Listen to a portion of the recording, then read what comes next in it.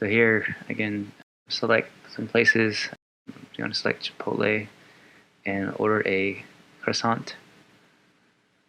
And then I'm going to process the payment for the croissant, and I'm just going to put in this address over here. Okay, enter, and then you'll see the you see here maps over here being used, and you see the location of the map suddenly jump to the address that I just entered. So I'm going to process the payment and enter a dummy credit card. This uses the Stripe API for payment. Okay. Oops. Okay. And here we see the map again, showing the route from the